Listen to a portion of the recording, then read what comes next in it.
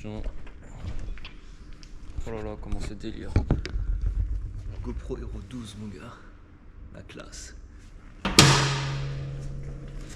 Bienvenue dans cette nouvelle vidéo où je vais vous présenter mon nouveau projet. Mais avant ça, il faut que je fasse la place dans le garage pour la faire rentrer. Et pour ça, projet que j'ai en cours en ce moment, qui doit être fini pour que je puisse vous présenter le nouveau. C'est là-dedans, il y avait un RB26. J'ai mis là-dedans. Et j'ai fait ça en 3 jours. Et je l'ai fini ce matin. Et après on mettra le RB26 de ça. C'est RB26 de R34 GTR. Qui va aller dans cette R32 GTR. Les deux c'est des vrais R32 GTR. Ça c'est une vraie. Et c'est une vraie.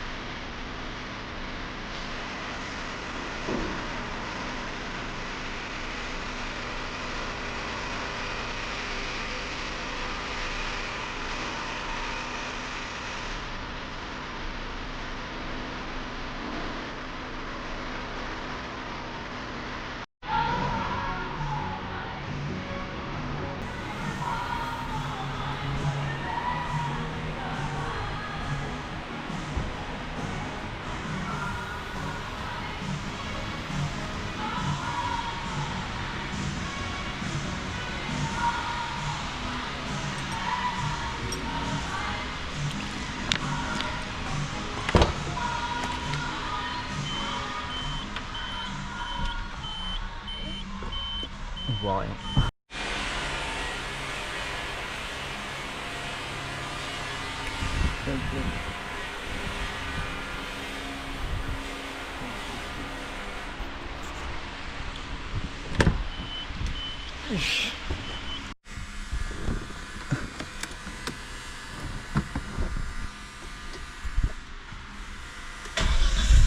Oh yeah.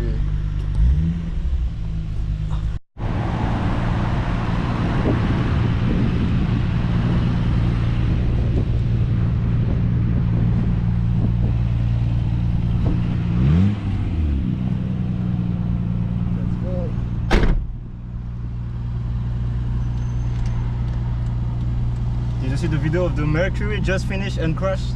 Nah. Oh fuck. Like brand new custom car.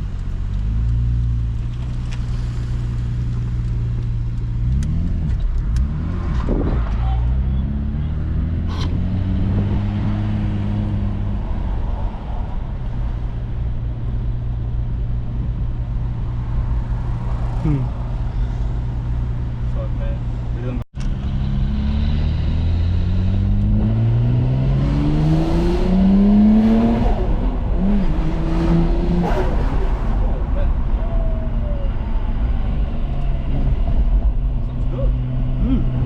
gearbox is loud, yes. Yeah, a little bit loud.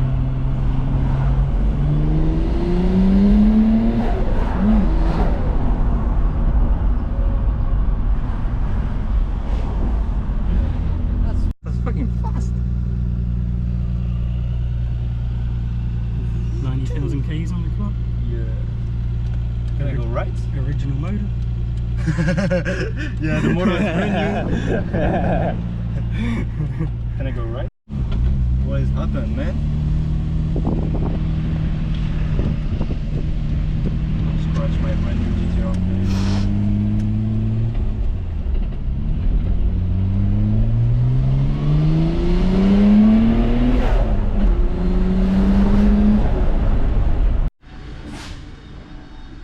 Dégueulasse. Bon, j'ai la flemme de faire une introduction stylée. Du coup,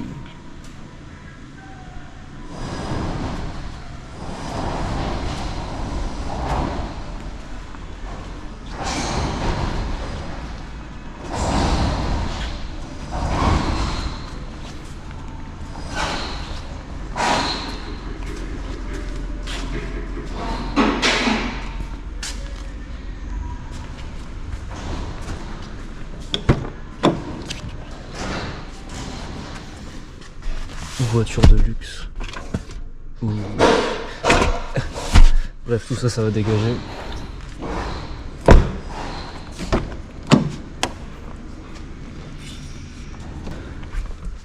Boîte auto.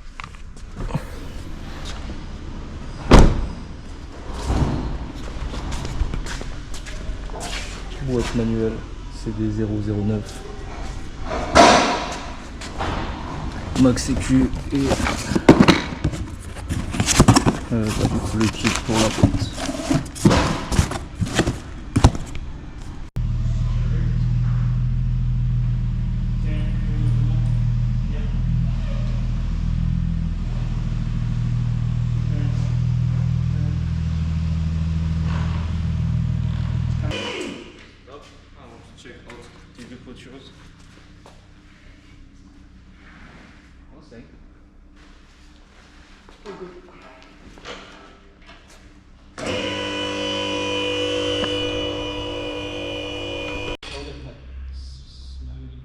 Slowly push it down. And just like,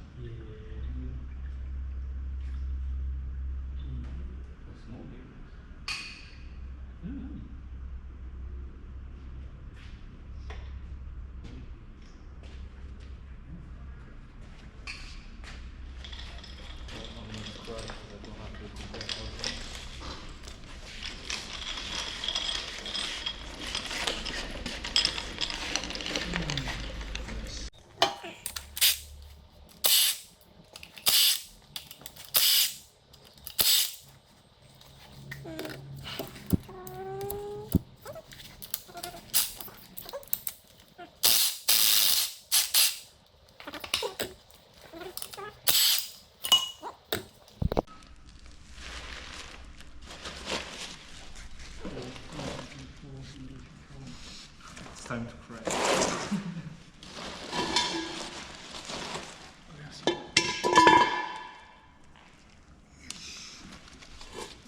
Alright. Okay, I can see why.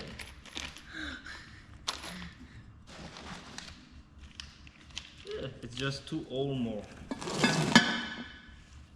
The rest is.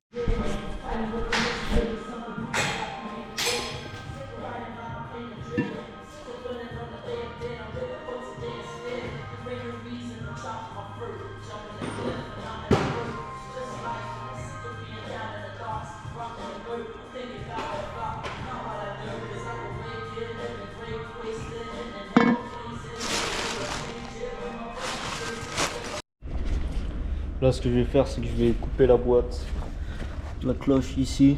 Donc ça, c'est la CD009, boîte de 350Z. Pouvoir la mettre sur le billet là-bas, sur la cloche du coup d'origine du JZ. Sauf que c'est pas la cloche d'origine, vu qu'à la base, ça c'est une plaque pour J3 et ça c'est un J2. Enfin non, ça du coup c'est un J3 vu que je l'ai déjà échangé. Petite grosse avancée, la boîte est à l'intérieur, sauf que ça loge pas. Là-haut ça touche, là-haut ça touche, là ça touche. Bref, j'ai pas beaucoup filmé là parce que j'ai plus trop le temps. J'ai une petite galère avec mon visa, du coup je dois changer de boîte, du coup cette voiture elle doit dégager d'ici. Donc très bonne excuse pour pas beaucoup filmer. Je vous reprends quand la boîte est dedans proprement. Bon là je suis en train de m'attaquer au cross member, au support de boîte. J'ai fait ce côté là, ça va, tu vois. Mon but c'est que ça arrive bien flush sur le châssis, comme ça et de la force un peu partout. Je vais mettre un tuyau là, un tube. Celui-là je me suis foiré, je vais le refaire. Alors là le trou il est pas en face. Et du coup genre si je le mets en face, c'est pas flush. Du coup ça a bougé, c'est de la merde.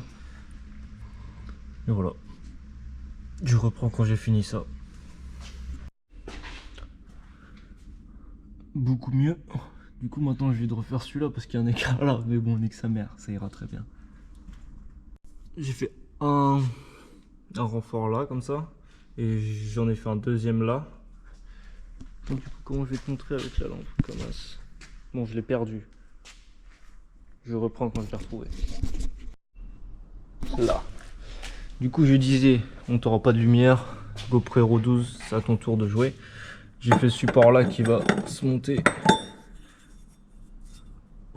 C'est censé se monter comme ça. Sauf que là, je viens de passer 1 heure à trouver un truc à foutre dedans. Et j'ai perdu l'autre encore. Vas-y, ça commence vraiment à être fatigué. J'ai mis un truc là-dedans, sauf que je pouvais pas le souder parce que c'était un truc trop traité.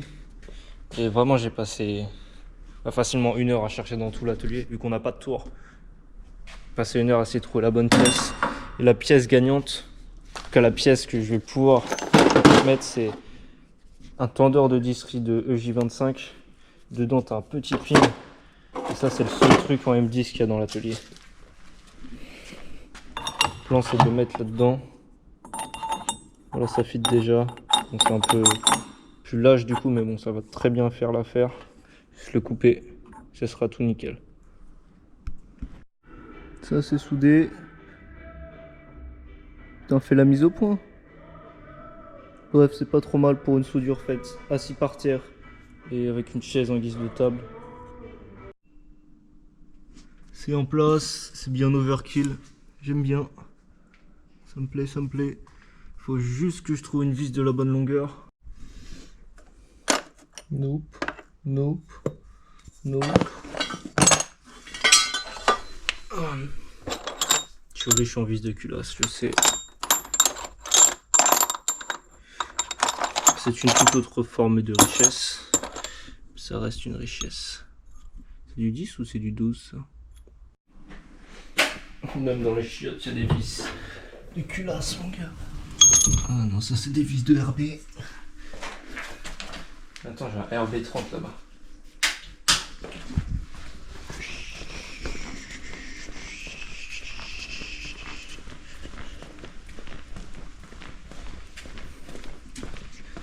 Ça, mon gars, jamais tu verras ça en France. C'est un Nissan. Bon, je vais passer pour un con si je trouve pas la marque. Enfin, le marquage. Bon, nique sa mère, c'est un RB30. Nissan Japan. Bref, c'est un RB30. C'est un RB26, sauf que c'est plus haut. Et ça sort en 12 soupapes. Putain, c'est dur. Et du coup, non, ça c'est du M12. Du coup, je suis baisé. Ça, tout est pointé. J'ai essayé de souder un peu en position, tu vois. La tête en bas. Non, après, c'est pas trop mal en vrai. Soudure la tête en bas, ça passe. Et là, je vais tout enlever et je vais souder ça parce qu'en gros, là, je peux pas souder. Il y a la voiture, elle prend feu. Du coup, ça pollue la soudure. Je soude tout ça, je remonte et je vous reprends.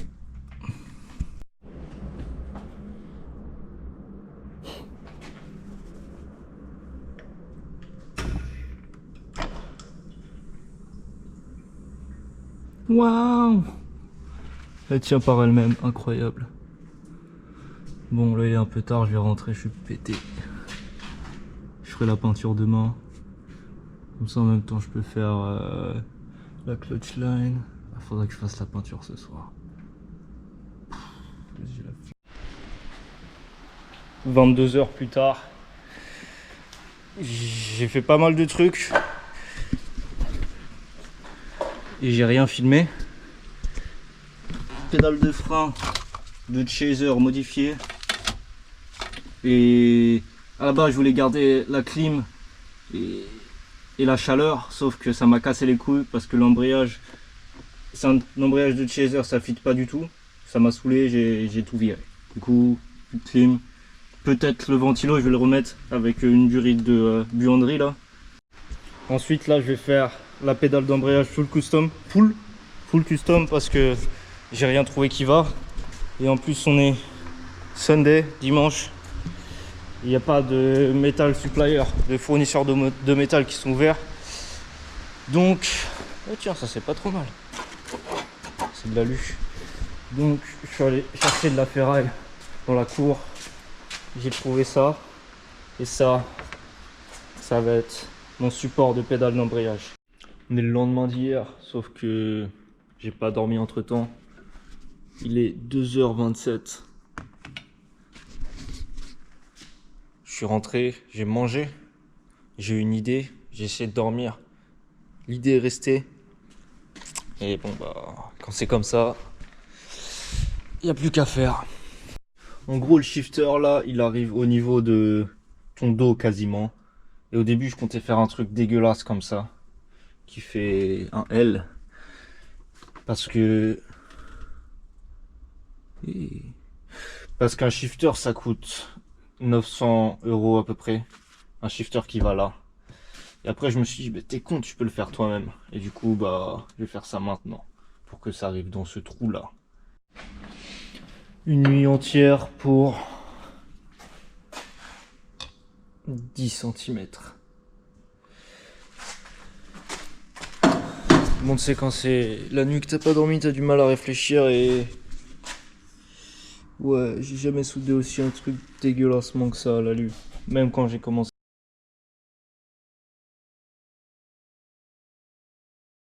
Troisième essai.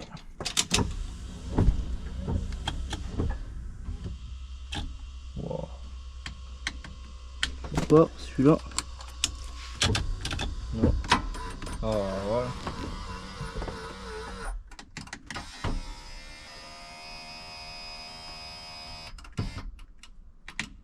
Nickel.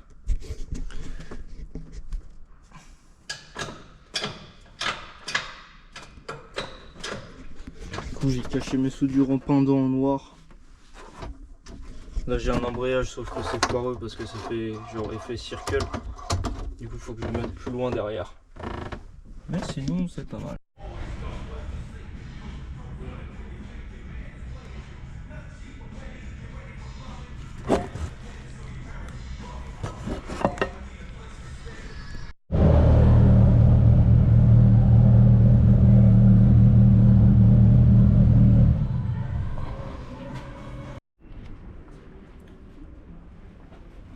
Premier démarrage. Huile moteur, c'est bon.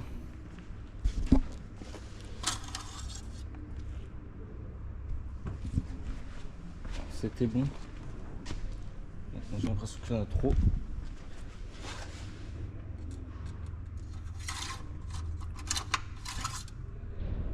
Huile moteur. C'est bon, il y en a trop. On va dire que c'est bon. Huile boîte, c'est bon. C'est tout ce qu'on a besoin.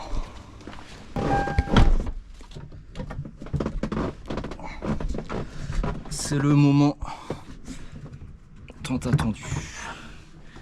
Est-ce que les roues arrière touchent le sol? Non.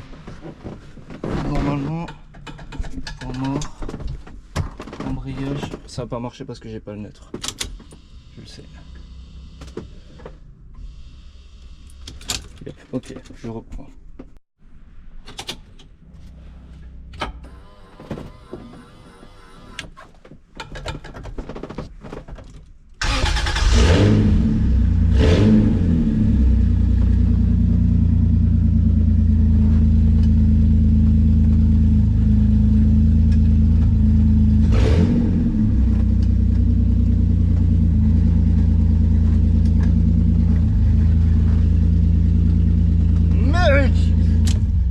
Yes!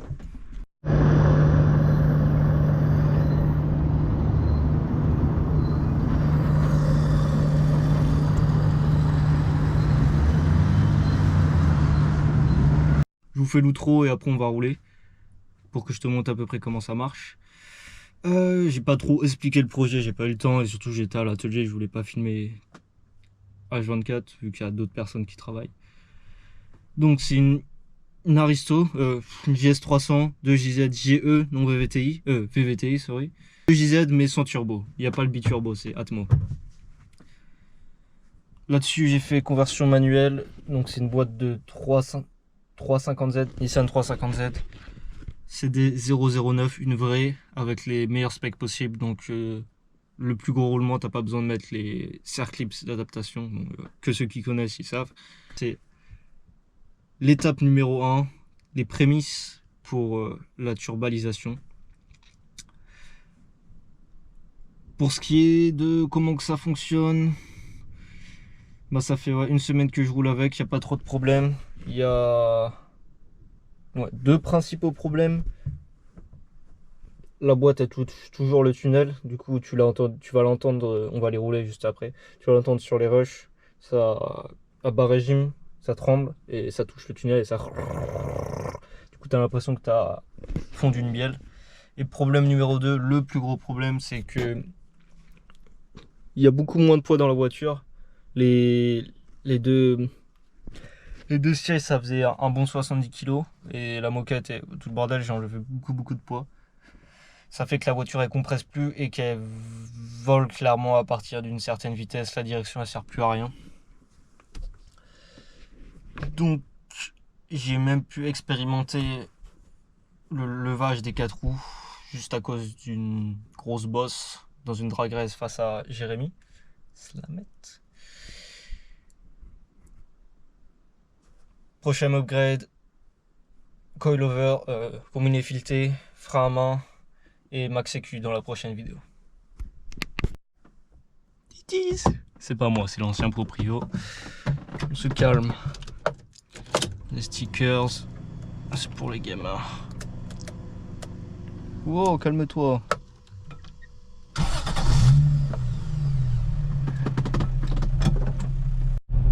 Chaser. Là dans la cour il y a un concept car. Est-ce qu'on va réussir à le voir? Il y a une Patero. Ouais.